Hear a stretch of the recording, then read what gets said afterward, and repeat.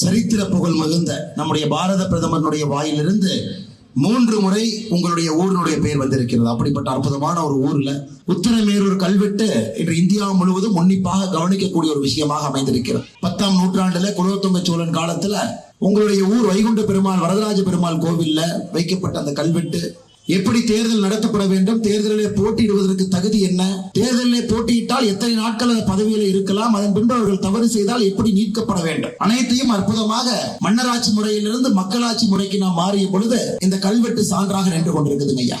இன்னைக்கு தமிழ்நாட்டில் இருக்கக்கூடிய அரசியல்வாதிகள் எல்லாத்தையும் கூட்டிட்டு வந்து உங்க ஊர் கல்வெட்டை படிக்க வைக்கணும். பதவியில ஒரே ஒரு முறை மட்டும்தான் இருக்கணுமா, 360 நாட்கள் மட்டும்தான் பதவியில இருக்க முடியும். அதான் அந்த கல்வெட்டு சொல்லுங்க ஐயா. வாரியம் என்கின்ற 5 வாரியத்தை அப்பவே அமைச்சிருக்கிறாங்க பாருங்க. வாரியத்திலே உறுப்பினராக இருந்தால் 3 ஆண்டுகள் கழித்துதான் தேர்தல் அளிக்கும். வாரியத்தில் யாராச்சும் உங்களுடைய குடும்ப உறுப்பினர்கள் 5 வாரியத்திலே இந்த பகுதியிலே சேவை செய்து கொண்டிருந்தால் குடும்ப உறுப்பினர்கள் இருந்தாலும் கூட நீங்க தேர்தல் நிற்க கூடாது. நீங்க தேர்தல் நின்று ஜெயிச்சா உங்க குடும்ப உறுப்பினர்கள் வாரியத்தில் இருக்கக்கூடாது. அப்படி பார்த்தா திமுக கட்சியா இருக்காதுன்னு அவர்கள் சரியாக வேலை செய்யல அப்படின்னா எப்படி நீக்கிறத சொல்லியிருக்காங்க. 35 வகையான குற்றங்கள் செய்தால் தேர்தலில் நிற்பதற்கு தகுதி இல்லை அவங்களுக்கு. நம்முடைய பாரத பிரதமர் அவர்கள் தன்னுடைய மனதின் குரல் நிகழ்ச்சியில ஜனவரி 2023 உத்தரமேரூருடைய கல்வெட்டை பத்தி பேசினாங்க. புதிய பாராளுமன்றத்தினுடைய திறப்பு விழாவில் இந்த கல்வெட்டினுடைய மகத்துவத்தை பத்தி பேசினாங்க. இன்னைக்கு உங்களுடைய கல்வெட்டினுடைய ஒரு காப்பி, இதனுடைய நகல், ஒரு நகல் பாராளுமன்றத்துல ஒரு நகலை கொண்டு போய் உத்தரமேரூர் கல்வெட்டை அங்க வச்சிருக்கிறாங்க. தமிழகத்துல உத்தரமேரூர் பேரூராட்சி தான் மிகப்பெரிய பேரூராட்சி. 73 கிராம ஊராட்சிகள் இருக்கக்கூடிய ஒரு பேரூராட்சியாக. அது மட்டும் இல்லைங்கய்யா, இன்னைக்கு உத்தரமேரூர் எவ்வளவு பெரிய சரித்திரத்தில் இருக்கக்கூடிய ஊருக்கு ஒரு அரசு ஆரம்ப சுகாதார நிலையமே பிரச்சனையில் இருக்கு. இந்த ஏரி பல்லவர் காலத்தில் கட்டப்பட்ட ஒரு ஏரி. கிட்டத்தட்ட 4000 ஏக்கர் பரப்பளவு, 5500 ஏக்கருக்கு மேற்பட்ட விவசாய நிலங்களுக்கு தண்ணி வருதுங்கய்யா.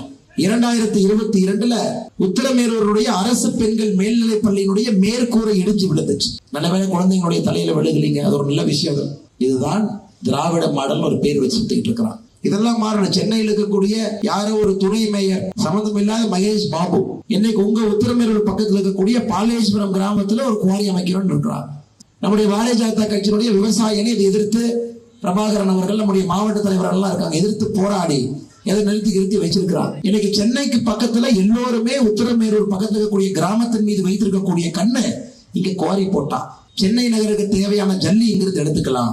இன்னைக்கு நம்முடைய சென்னை மக்கள், இந்த டிவியில யார் பாக்குறீங்களோ, சென்னை மக்களுக்கு ஒரு அன்பான வேண்டுகோள். உங்க குழந்தைங்க எல்லாம் நீங்க ஏன் சுற்றுலா கூட்டிட்டு போனோம்னா தயவு செய்து சென்னையில இருந்து 2 மணி நேரத்தில் இருக்கக்கூடிய உத்தரமேரூருக்கு நீங்க வாங்க. 3 கோயில் இங்க இருக்கு. 3 கோயிலுமே 1000 ஆண்டுகளுக்கு மேல பழமையான கோயிலுங்க. உங்க குழந்தைகளை 2 மணி நேரத்துல கூட்டிட்டு வந்தா எத்தனை கடை வச்சிருக்காங்க நம்ம சகோதரர். இந்த கடைக்கெல்லாம் ஒரு வியாபாரமாகும். 3 ஆறுகள் இருக்கு, அதை காட்டலாம். நகரத்தில் இருக்கக்கூடிய குழந்தைகள் இதெல்லாம் பார்ப்பதற்கு எவ்வளவு பெரிய வாய்ப்பு. இதனாலதான் ஐயா பிரதமர் அவர்கள் மகாபலிபுரத்துக்கு போறார். நீங்க புரிந்து கொள்ள வேண்டும். எங்கெல்லாம் வாய்ப்பு கிடைக்குதோ நம்முடைய பாரத பிரதமர் அவர்கள் உள்ளூருக்கு போறார். அதனால்தான் சகோதர சகோதரிகள், அற்புதமான இந்த உத்தரமேரூரை பார்த்தவுடன் நான் முடிவு செய்து விட்டேன், தேர்தல் முடித்தவுடன் என்னுடைய குடும்பத்தை நான் அழைத்துக் கொண்டு வரப்போம். 25 ஆண்டு காலமாக ஒரு வாடகை கட்டத்துல காவல்துறை வைக்கிறார், அலுவலகம் இருக்கு, வாடகை கொடுத்திருக்காங்க. 25 வருஷம், 20 ஆண்டுகளாக இங்க இருக்கக்கூடிய நீதிமன்றம் ஒரு வாடகை கட்டடத்துல இயங்கிட்டு இருக்கு. நீதிமன்றம் வாடகை கட்டட மானாம்பதி கிராமத்தில் இருக்கக்கூடிய அரசு மேல்நிலை பள்ளியில ஒரே வருஷத்துல 12ஆம் வகுப்பு படிச்ச ஸ்னேகா, ராகுல், இவங்க 2 பேருடைய அப்பாவும் கூலி தொழிலாளி. 2 குழந்தை இன்னைக்கு நீட்டு தேர்வுல சாதித்து மருத்துவக் கல்லூரி போயிருக்கலாம். உங்க ஊர்ல இருக்கக்கூடிய ஒரு கிராமத்தை நான் சொல்றேன். ரத்தினவல்லி பிரதம மந்திரி இலவச எரிவாயு திட்டத்தில் பயன்பெற்ற சகோதரி ரத்தினவல்லி. தூய்மை இந்தியா திட்டத்தில் இலவச கழிவறை பெற்ற சகோதரி ஆரியமாலா செல்வி.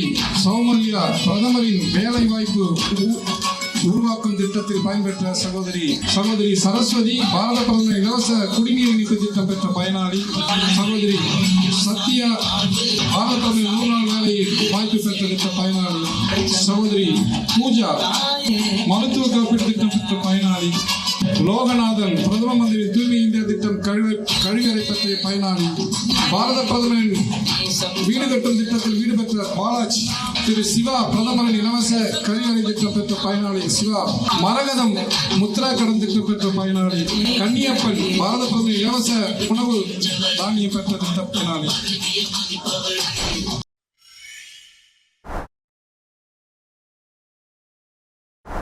1000 கோவில்கள் இருக்கக்கூடிய நகரம் காஞ்சிபுரம் என்று சொல்லுவாங்க. ஒரு தர்மத்தை பின்பற்றக்கூடிய மக்களும் வசிக்கக்கூடிய ஒரு ஊர் காஞ்சிபுரம். ஐயா காளிதாசர் அவர்களே சொல்லி இருக்கின்றார்கள், நகரங்களிலே சிறந்த நகரம் காஞ்சிபுரம் என்று சொல்கின்றார்கள். காஞ்சிபுரம் தொண்டை மண்டலத்தினுடைய தலைநகரமாக தொடர்ந்து இருந்து கொண்ட ஒரு ஊர். ஒரு காலத்துல காசியும் காஞ்சியும் சமமாக இருந்துச்சுங்க ஐயா.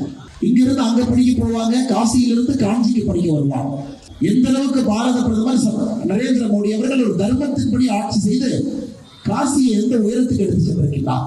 ஆனா இங்க இருக்கக்கூடிய ஆட்சியாளர்கள் நம்முடைய அற்புதமான காஞ்சிக்கு என்ன மரியாதை கொடுக்கிறாங்கன்னு பாருங்க.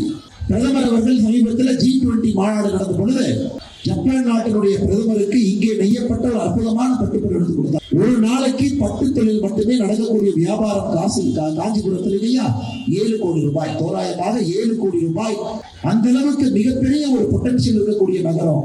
மறுபடியும் இதை எடுத்து செல்ல வேண்டிய கட்டாயம் நமக்கு இருக்கு ஐயா. வளர்ச்சி பாதை போன ஆண்டு நிதிநிலை பட்ஜெட்ல 2023 ஏப்ரல் மாசத்துல அண்ணன் சேகர் பாபு அவங்க சொன்னாங்க, அவங்க காஞ்சிபுரத்தினுடைய 2 கோவில், காஞ்சிபுரத்தினுடைய வரதராஜ பெருமாள் கோவிலுக்கு 25 கோடி ரூபாய் மதிப்பில் திருப்பணி நடக்கும் என்று சொன்னார்கள்.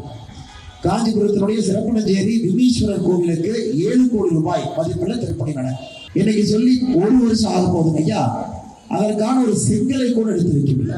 திமுக எல்லாம் இருக்காங்கல்ல, இவங்கெல்லாம் வாரிசு போட்டாங்க. மோடியினுடைய கால் நெகத்தில் இருக்கக்கூடிய அழுக்குக்கு எழிலரசர் சமம். இதே அண்ணாதுரை அவர்கள் இந்த ஊர்லீங்க காஞ்சிபுரத்துல 1962 அண்ணாதுரை அவர்கள் பிரச்சாரம் பண்றாங்க.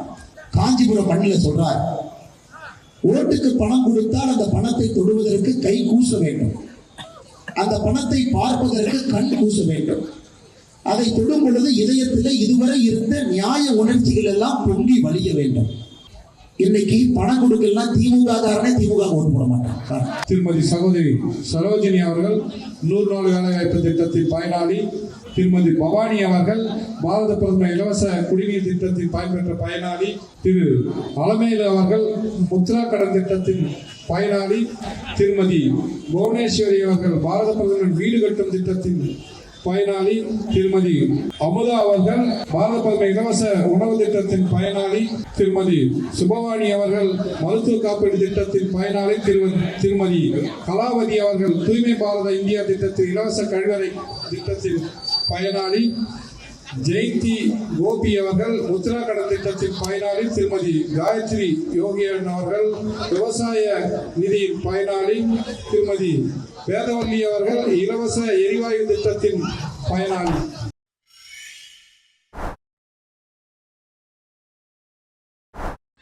மிகப்பெரிய மனிதர்கள் இந்த மண்ணிலே பிறந்திருக்கின்றார். 12 ஆழ்வார்களும் முக்கியமாக இருக்கக்கூடிய திருமலிசை ஆழ்வார் அவர்கள் பிறந்த மண்.